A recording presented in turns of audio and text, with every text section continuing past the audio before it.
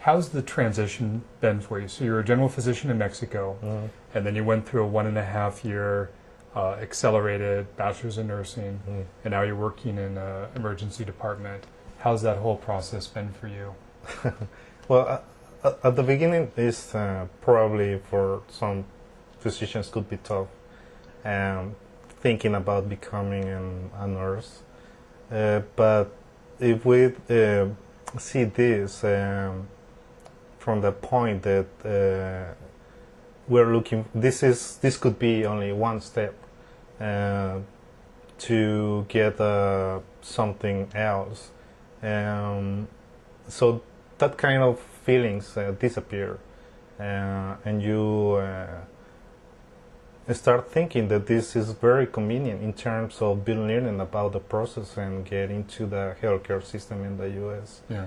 And gaining experience and becoming a stronger candidate for an interview for a residency program. Yeah. So you stay focused on the big picture. Exactly.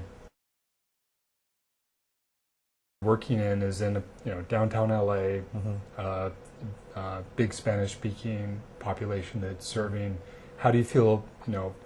What role do your skills, both in Spanish and your experience, working in healthcare in Mexico, how does that help you in your work? Well, a lot. 90% of the patients are Hispanic. Even most of them speak English, and they feel more comfortable speaking Spanish. Yeah. And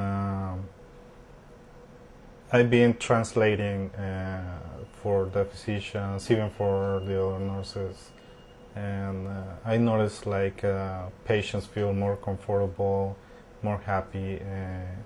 I think being able to communicate more their concerns, and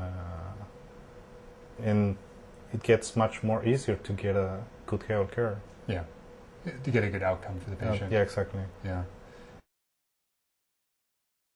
So, the hospitals, there's this whole idea of cultural competency they're looking at, which is like having the way the service is delivered be appropriate culturally and linguistically for the patients.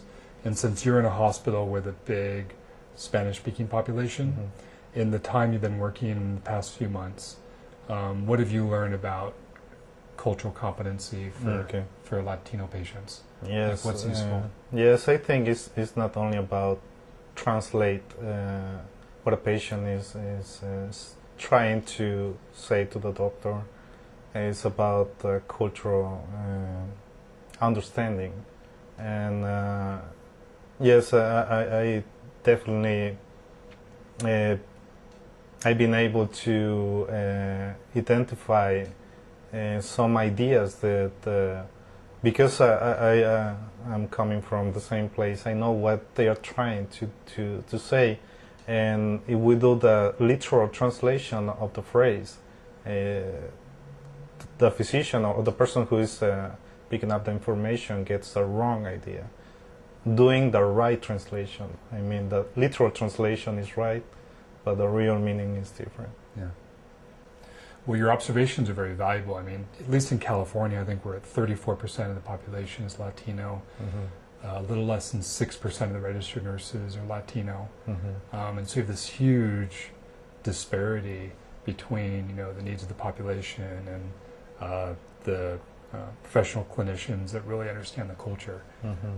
So it's really great what you're doing because you're observing this and seeing how the hospital is responding, and also how you can improve the services in a way that make your unit more productive and result in better patient outcomes and customers, patient satisfaction and all that. Yes, stuff. exactly. But at the end, you always feel much more satisfied watching a patient happy or a patient telling you that he feels much better. Yeah. So at the end, the patient is the most important, and so it's been a very satisfying experience.